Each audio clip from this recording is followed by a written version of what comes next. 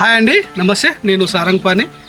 ఈరోజు వీడియోలో కొంతవరకు వ్యాయామం గురించి ఒకటి నాకు అయిన అనుభవం గురించి చెప్పే ప్రయత్నం చేస్తానండి. కేవలము మంచి ట్యాంక్ నింపి ఫుల్గా తిన్న తర్వాత వేరు తగ్గాలనుకొని కోరికతలు ఉంటాం కదా, అట్లాంటి వాళ్ళ కోసమే. మామూలుగా నేను ఏదో జిమ్ ట్రైనర్ కాదు, లేకపోతే పెద్ద ఎక్స్పర్ట్ కాదు. బాడీ బిల్డింగ్ గురించి కూడా నేను చెప్పేటోని కాదు. సాధారణంగా పెరటి తోట పనులు కానీ, లేకపోతే వేరే ఏదైనా శారీరక శ్రమతో కూడిన పనులు నేను చేసేదండి. దాంతోపాటుగా కొంచెం ఎక్సర్సైజ్ కూడా చేసేవాడిని. కానీ ఈ మధ్యలో నాకు ఎందుకో టైం అనేది కొంచెం దూరం ప్రయాణమైంది. డైలీ నేను చేసే పని దూరం ప్రయాణం అయ్యేసరికి ఉదయాన్నే వెళ్ళడం, అదేవిధంగా నైట్ మాత్రం లేట్ టైం వరకు ఇంటికి రావడం. దీనివల్ల ఏమవుతుందంటే నాకు అంత టైం దొరకక ఎక్సర్సైజ్ అనేది చేయకుండా వదిలేసేసరికి బాడీ మొత్తము అప్సెట్ అయిపోయిందండి. ఎక్సర్సైజ్ చేసుకోవడానికి కోసం నేను కొన్ని నేను ఇంటి దగ్గర సెటప్ అది చూపిస్తాను. మొదటిగా మంచి ఎక్సర్సైజ్ చేసేది వాస్తవానికి ఇదొకటి. నా దగ్గర ఒకటి ఐరన్ రాడ్ ఉండే. ఈ ఐరన్ రాడ్ కూడా మంచి అప్పుడు నాకు ఇక్కడ దొరకలేదు. ఇది మామూలు రాడే. ఈ రాడ్కు మాత్రం నేను సైడ్లకు కొంచెం ఒక 5 ఇంచుల 6 ఇంచుల చువ్వలు అనేది నేను వెల్డింగ్ చేయించి, ఈ విధంగా నా దగ్గర ఒకటి ప్లాస్టిక్ బకెట్ ఉండే. ఆ ప్లాస్టిక్ బకెట్ అటు ఇటు పెట్టేసి కాంక్రీట్ అనేది పెట్టి ఇవి నేను చేసిన. దీని వయసు ఇంచుమించు 18 సంవత్సరాలు అని చెప్పచ్చు. ఇది తయారు చేసి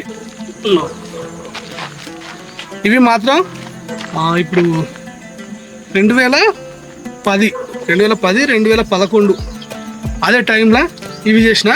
ఇవి మాత్రం మరీ హెవీ వెయిట్ అన్నట్టు. ఇది ఇప్పుడు ఇవి వేసినప్పుడు మాత్రం వెయిట్ వేసినప్పుడు మాత్రం మనకు కంపల్సరీ వెనుక బ్యాక్ సపోర్ట్ అనేది ఉండాలి. అంటే మనకు కరెక్ట్ సరిపోయేటట్టు మనకు ఆ బెంచీలు కానీ ఉంటాయి కదా మనం జిమ్లో చేసినప్పుడు, అవి మాత్రం కంపల్సరీ ఉండాలి. లేకపోతే ఏమవుతుందంటే మనకు బ్యాక్ పెయిన్ అనేది వచ్చే అవకాశాలు ఉంటాయి. గమనించినట్టయితే ఇది మీరు చూడొచ్చు.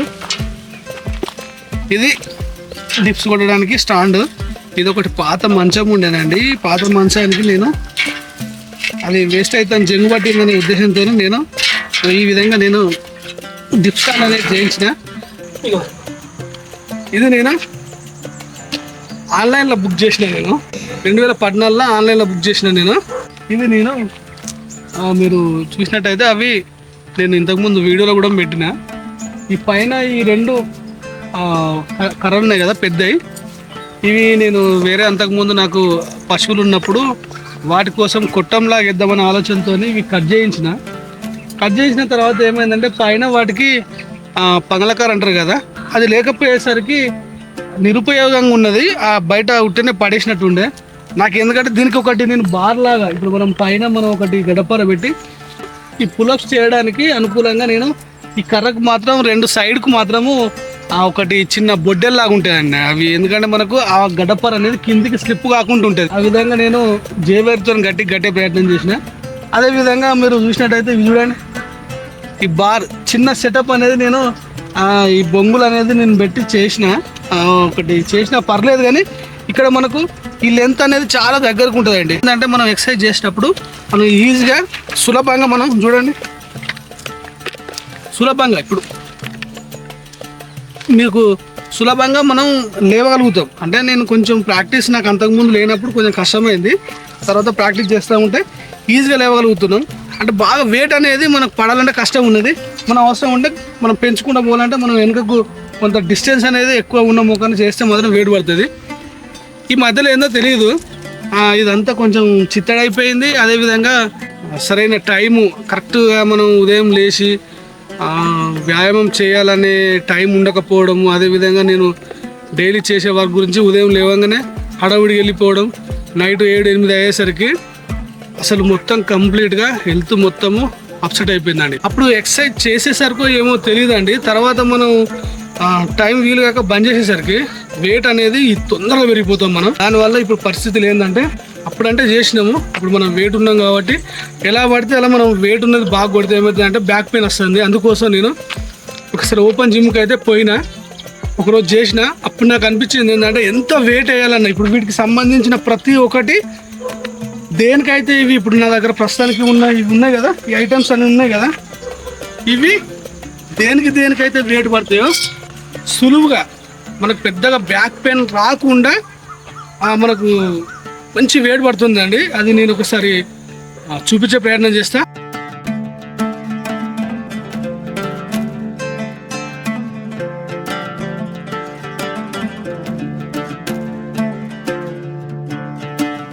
ఇదే అండి మా ఏకశిలా పార్క్. ఫస్ట్ మనం చూసినట్టయితే వార్మప్ కోసం మాత్రం కంపల్సరీ మనకు ఇలాంటి ఎక్సర్సైజ్ చేయాలండి. ఇది మామూలుగా మనకు మన చేతులు అదేవిధంగా కొంచెం మన బాడీ అనేది ఫ్రీగా మూవ్మెంట్ కావడానికి ఇవి ఉపయోగపడతాయి. ఇది మనకు మనకు స్టమక్ ప్లేస్లో మనం బాగా కొంచెం పొట్టు ఉంటుంది కదా, తగ్గడానికి మాత్రం ఈ ఎక్సర్సైజ్ మనకు ఉపయోగపడుతుంది. తర్వాత మనం కొంచెం మనకు బాడీ ఇంకా మనకు వార్మప్ లాగా చేయాలనుకుంటే మాత్రం ఇది చూడండి. ఇది మనకి ఈ విధంగా చేయడం వల్ల మనం డైరెక్ట్ ఏదైనా వెయిట్ వేయక ముందు ఇవి చేస్తే ఏమవుతాయంటే మనకు ఈ ఎముకలు కానీ అవి కొంచెం సెట్ అవుతాయండి. తర్వాత మనం ఈ విధంగా చేయడం వల్ల మోకాలు కానీ అదేవిధంగా మనకు ఈ తుంటి ఎముక ఉంటుంది కదా, ఇది పట్టుకోకుండా మనం ఏదైనా వెయిట్ వేసినప్పుడు ఎక్సర్సైజ్ వెయిట్ వేసినప్పుడు పట్టుకోకుండా ఇట్లాంటివి మనం మొదటగా చేసుకోవాలండి. ఇది మాత్రం కొంచెం మోకాల్లో అదేవిధంగా మనకు కొంచెం తొడవైపు భాగంలో వెయిట్ బాగా పడుతుందండి. ఇది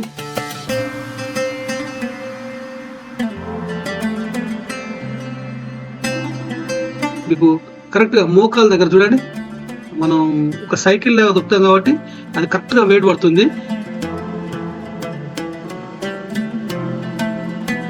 తర్వాత ఇది చూడండి, ఇది మనకు కాలు పిక్కలకు అదేవిధంగా తొడ భాగంలో మాత్రం మనకు మంచి వెయిట్ పడుతుందండి. మనం వెనక కంప్లీట్గా సీట్ పైన కూర్చుంటాం కదా, మన సీట్నే మనం కాళ్ళతోనే పుష్ చేస్తున్నాం అండి. మనం సీట్ పైన కూర్చుంటాం, మన వెయిట్ అంతా వేసి మనం కూర్చుంటాం.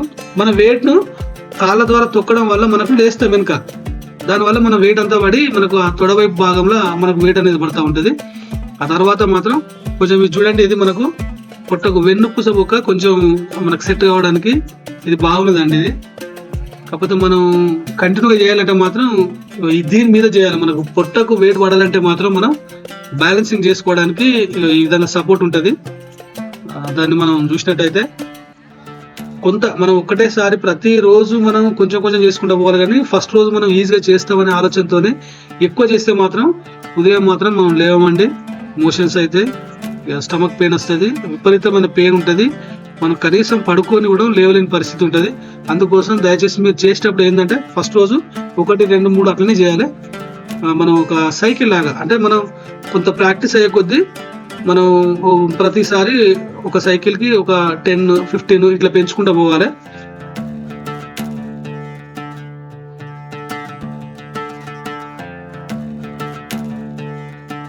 తర్వాత మనం ఇది నడుముకేనండి, మనకు సైడ్కు కొంతవరకు పట్టుకోకుండా ఈ ఎక్సర్సైజ్ మనకు ఉపయోగపడుతుంది. మీరు గమనించవచ్చు, కరెక్ట్ మనకు నడుము వైపు మనకు వెయిట్ పడుతూ ఉంటుందండి.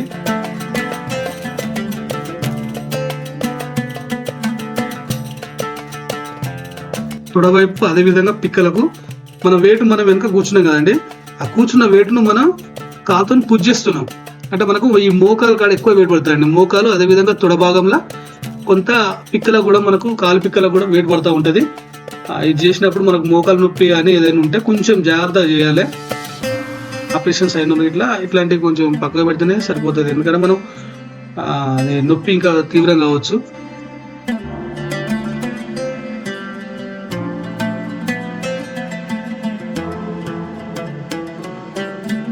వీటిలలో ఎక్కడం కొంచెం ఇబ్బంది. ఇదైతే మనం వెనుక కొంచెం నిటారుగా మన నడుము అనేది వెనుక బ్యాక్ ఆనిచ్చి మనం ఈ విధంగా పడవ నడుపుతాం కదా, మాన్యువల్గా తెడ్డేస్తాం కదా పడవ తెడ్డు, ఆ విధంగా మనం కొంచెం స్లోగానండి. ఇక మనకు ఈజీగా మనం ముందుకు పుష్ చేసినప్పుడు ఆటోమేటిక్గా మనం తీసుకున్నప్పుడు వస్తుంది, కానీ స్లోగా వేస్తే మాత్రమే మనకు ఎక్కువ వెయిట్ పడే అవకాశాలు ఉంటాయి. చూడండి, ఒకవేళ వెయిట్ ఎక్కువ పడాలనుకుంటే కొంచెం మనం ముందుకు జరిగి ఇంకా వెయిట్ అంతా మనకు ముందు పడితే మాత్రం మన కాళ్ళతోనే ఎక్కువ పుష్ చేసినప్పుడు ఏమవుతుందంటే ఈ చేతుల దగ్గర ఇంకా బలంగా గుంజాల్సి వస్తుంది. దానివల్ల ఏంటంటే మనకు చేతులకు ఇంకా ఎక్కువ వెయిట్ అనేది మనం పెంచుకోవచ్చు. కొంచెం ముందుకు జరిగి చేసే కొద్దీ కొంచెం వెయిట్ అనేది ఇంకా ఎక్కువ పెరుగుతుంది.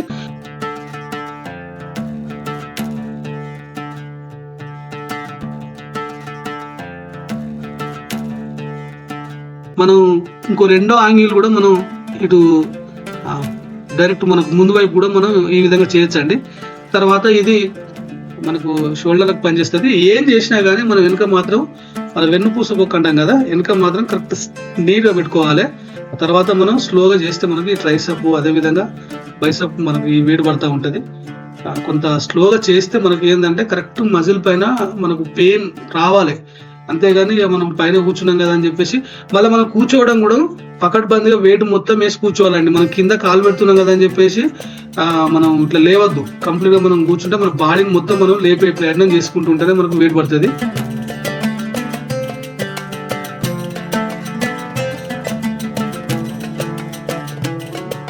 ఇది మాత్రం వెయిట్ బాగా పడుతుంది అండి. మనం స్టార్టింగ్ మాత్రం మనం బ్లాక్ ఇక్కడ మనం గ్రిప్ ఉన్నది కదా, ఆ బ్లాక్ దగ్గర పడిన తర్వాత ఒకవేళ కనుక మనకు వెయిట్ పడకపోతే ఇంకా కొంచెం చేతులను పైకి పెంచుకోవాలండి. ఒక హాఫ్ ఫీట్ అంతా పైకి పెంచుకుంటే ఇంకా వెయిట్ అనేది మనకు ఇంకా ఎక్కువ పడే అవకాశాలు ఉంటాయి. ఆ తర్వాత అవసరం అనుకుంటే ఇంకా పెంచుకోవాలనుకో మనం వెయిట్ ఇంకా కొంచెం పైకి పెడితే ఆటోమేటిక్గా అసలు ఇక మన వెయిట్ అంతా ఇంకా ఎక్కువ వెయిట్ పడే అవకాశాలు ఉంటాయి. ఈ విధంగా మనం వెయిట్ పెంచుకుంటా పోవచ్చు. కాకపోతే మనకు ప్రతిదీ ఇప్పుడు మనం చేసే ప్రతి ఒక్కటి సైకిల్ లాగా చేసుకుంటూ ఉండాలి.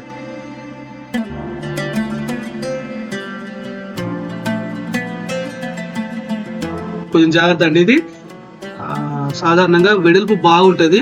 ఇది కొంతవరకు మంచి ప్రాక్టీస్ ఉన్న వాళ్ళు చేసుకుంటే మాత్రం ఏం కాదు. కానీ సడన్ గా మనం ఏదైనా ప్రయత్నం చేసి మనకు చిన్న చిన్న వాటి మీద ప్రాక్టీస్ లేకుండా డైరెక్ట్ చేసినాం అనుకో, అదేమవుతుందంటే మనం లేచినప్పుడు లేస్తాం, ఏదో ఒక టైంలో మనకి ఏమవుతుందంటే ఒక చెయ్యికి మాత్రం బలం ఉంటుంది, ఒక చెయ్యి కొంతవరకు బలం అనేది ఆపకపోవచ్చు. అట్లాంటప్పుడు ఏమవుతుందంటే ఈ భుజం పైన మనకు ఎముక అనేది కొంతవరకు ఇబ్బందిగా కలిగించే అవకాశం ఉంటుంది. కాబట్టి మనకు కంప్లీట్గా మనకు హ్యాండ్ పవర్ అనేది మన వెయిట్ను మనం లేపగలుగుతాం అన్నప్పుడు మాత్రమే ఇది ప్రాక్టీస్ చేసుకోవాలి.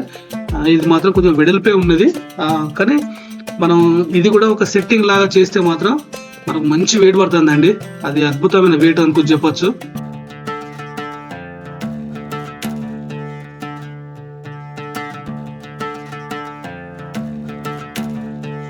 మీరు చూడండి స్లో మోషన్ లా మనం ఏదో బాగా కిందికి రావాల్సిన అవసరం లేదు. ఇప్పుడు మనకు మోచేయి మణికట్టు కూడా మనకు బెండ్ అయితే చూసినా సరిపోతుంది. ఆ విధంగా మనం చేయడం వల్ల మనకు అద్భుతమైన వెయిట్ పడుతుంది. కానీ కంటిన్యూగా చేస్తే మాత్రం రిజల్ట్ అనేది బాగుంటుందండి. ఆ తర్వాత నేను కొంత రిలాక్సేషన్ కోసం ఈ విధంగా చేసి కొంత డిప్స్ అనేది వేరే వేరే చేసుకోవచ్చు. డైలీ ఖచ్చితంగా మనం చేస్తే మాత్రము నేనైతే ఒక 2-3 నెలలు టైం పెట్టుకున్నానండి. కనీసం కొంతవరకు వెయిట్ తగ్గాలనేది. చూద్దాం ఒకవేళ పాసిబుల్ అవుతుందా లేదా.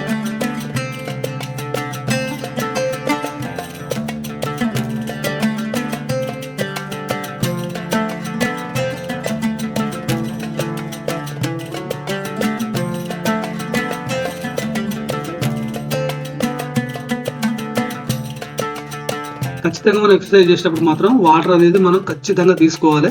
కాకపోతే అది ఎక్కువ కాకుండా కొంచెం కొంచెం తీసుకునే ప్రయత్నం చేయాలి. కోవిడ్కి ముందు కోవిడ్ తర్వాత అని చెప్పుకోవచ్చు.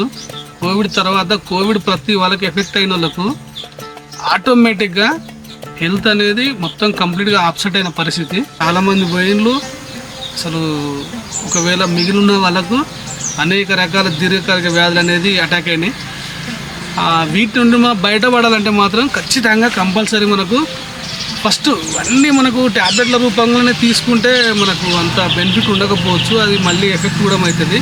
సరే ఏదో ఒక రోజు అయితే మనమైతే పర్మనెంట్గా ఉండము, ఏదో ఒక రోజు స్విచ్ ఆఫ్ పోయేటోళ్ళమే. కాకపోతే కొంతవరకు ఉన్న రోజులైనా కొంతవరకు మనకు అది అనీజీగా కాకుండా మన బాడీ మనకు సహకరించగా ఉండకుండా ఉన్నప్పుడు మనం అనేక ఇబ్బందులు ఎదుర్కోవాల్సి వస్తుంది. కొంచెం సహకరించాలంటే మనకు ఫస్ట్ ట్యాబ్లెట్తో పాటుగా అవసరం అనుకుంటే అది తగ్గించాలనుకుంటే మాత్రం ఫస్ట్ రెమెడీ ఏంటంటే వ్యాయామం చేసిందంటే మనకు ఆటోమేటిక్గా 60% మనకున్న జబ్బులు మొత్తం 60% తగ్గుతాయి. ముఖ్యంగా ఈ స్థూలకాయం ఊబకాయం ఉంటాం కదా, నాకు వెయిట్ పెరిగిపోయినా అట్లాంటి వాళ్ళకి మాత్రం కొంచెం వెయిట్ పడాలి. వెయిట్ అనేది మాత్రం మనకు బాడీ పైన పడితేనే మనం కొంతవరకు బరువు తగ్గుతాం. కాబట్టి దాంతో పాటుగా కొంత మనం తినే డైట్ అంటే పెద్దగా స్పెషల్గా మనం మెయింటైన్ చేసేది ఏం లేదు. మనం తినేదే సాధారణ భోజనమే. కాకపోతే కొంచెం తగ్గించి మనం ఎక్సర్సైజ్ అనేది చేస్తే మాత్రం చాలా బెనిఫిట్ ఉంటుంది. ఫ్రీగా మనకి ఇప్పుడైతే ఫ్రీగా ఓపెన్ జిమ్లు ఉన్నాయండి. ఇప్పుడు ప్రస్తుతానికి సిటీలో మాత్రం ఎక్కడ వీలైతే అక్కడ పార్కులల్లో ఓపెన్ జిమ్లు ఉన్నాయి. అదొక పార్క్లో నేను ఏకశిల పార్క్, నేను హన్మకొండ ఏకశిల పార్క్లో మాత్రం మనకు అవి నేను ఇప్పుడు ఒక 1 వీక్ నుండి నా ఆఫీస్ అయిపోగానే ఇంటికి వచ్చే టైంలో ఒక గంట సేపు చేస్తున్నాండి. అక్కడ మనకు కరెక్ట్గా మనం జిమ్లో ఏ విధంగా అయితే వెయిట్ ఒక్కొక్క అవయవానికి ఏ విధంగా అయితే వెయిట్ పడుతుందో అదే విధంగా మనకు సరిపోతుంది. ఇప్పుడు మనం పెద్దగా ఏదో 6 ప్యాక్ తయారు చేసి ఏదో చేయాల్సిన అవసరం లేదు. అదేవిధంగా మనకు ఇంకేదో బాడీ బిల్డింగ్ చేయాల్సిన అవసరం లేదు. ఏమున్నా కొంత వెయిట్ తగ్గాలి, కొంతవరకు ఫిట్ అనేది కొంచెం హెల్త్ అనేది సెట్ కావాలంటే మాత్రం ఎక్సలెంట్ ఉన్నది. ఓకే అండి, రోజైతే ప్రతిరోజు చేద్దాం అని నైట్ అనుకొని ఉదయాన్నే లేవలేక నాలాగా బద్ధకంగా ఉన్నోళ్ళు మాత్రము అవకాశం ఉంటే సాయంత్రం అయినా చేసే ప్రయత్నం చేయండి టైం దొరికితే. ఓకే అండి, ఇది వీడియో. ఈ వీడియో మీకు నచ్చింది అనుకుంటున్నా. ఈ వీడియో కనుక నచ్చితే దయచేసి నా ఛానల్ లైక్ చేయండి, షేర్ చేయండి, సబ్స్క్రైబ్ చేయండి. ప్లీజ్ సపోర్ట్ చేయండి. థ్యాంక్ యూ అండి, థ్యాంక్ యూ.